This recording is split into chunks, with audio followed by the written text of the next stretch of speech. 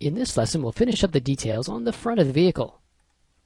Alright, so one of the two final things we have to do up here is to actually create this kind of circular area right in here. So to do that, let's go ahead and simply grab a couple of polygons here, and let's go ahead and grab from the front and grab these four. And actually there's one more in there we want to grab. This fifth one right in here. Alright, so let's go ahead and inset this so that we can have some geometry to be able to define that circle that we want to go ahead and extrude in. So I'm going to go ahead and under Edit Polygons, go ahead and do an inset. And just do it kind of a significant amount there. And we can come in and just kind of scale this and just move it slightly if we want to kind of match that up. And now from the front view, what we want to do is actually move these points so that they will better define this circle shape. So I'm going to move to a local move reference coordinate there. So you can see how that's going to kind of move that along the surface, which is what we want. So now we're going to go ahead and just kind of shape these into this sort of a circle shape. And I'm going to make it just a little bit larger than the circle that we see here. And you just want to kind of space these out and kind of shape them into the circle shape that we are trying for. Okay, I'll move this one kind of over into the middle to give us a little bit more room to work with. Kind of move this over and this guy, and then we can move these over and into position as well. Okay, move this guy over here and just get it kind of a nice circular shape going on there. Kind of space that out a little bit. And just continue to tweak these points until you get something that is, you want them to be spaced evenly, okay, around the circle. And just pull those over. And we'll pull this one over just a little bit. Okay, don't worry too much about the interior geometry here. That doesn't really, it's not really our concern. It's basically just this part right in here. Okay, so let's say that that's going to be close enough for us. So we'll go ahead and grab those polygons here now. Let's do a quick inset, and with a very small amount. Okay, let's go ahead and take a look at what this looks like here. Okay, and so now what we can do is extrude this in. So we'll go ahead and extrude that straight back, just a small amount, so it's a nice tight corner right there. Okay, and then we'll apply that. We'll say OK, and now with our view, we'll go ahead and just push that straight back. Okay, so instead of pushing it back relative to the surface there, we're going to push it straight back. Okay, and we can go ahead and just get rid of those. Now we're going to have to clean this up a little bit, looks like. If we come in here and look at this, it's kind of gotten a little bit wonky. Some of these points have. So we can come in and just kind of fix this up a little bit. Okay.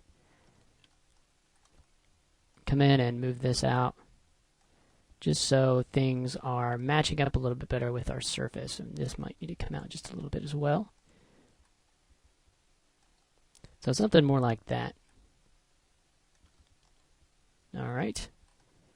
And now rather than going down and turning on our NURB subdivision, another way that you can preview this as a smooth mesh would be just to add a modifier. So in this case we can add a mesh smooth modifier. We can up those iterations to 2 if we want to. And so you can see how that is showing us our smooth mesh. If we turn it off, if we just go ahead and click on our polygon, you can see that we have this show end result off, which is telling it that we don't want to see the end result of the modifier stack. So we can actually just click this to preview that. Okay, so we can kind of take that back and forth. So it may look like it needs a little bit more shaping from this side, but you really want it to be round from the front. Okay, so you can come in and take some of these vertices. For instance, maybe this one needs to come over a bit. I'll just hit F4 again to turn on our edged faces. So we can modify that a little bit if we want to just shape it, and then we can take a look at what that looks like there. Alright. So there is our kind of our hole for our light. We can also take these guys, and let me just be able to select those. For instance, this guy, and add some. I can center the pivot. First of all, go to the hierarchy panel, effect pivot only, center to object.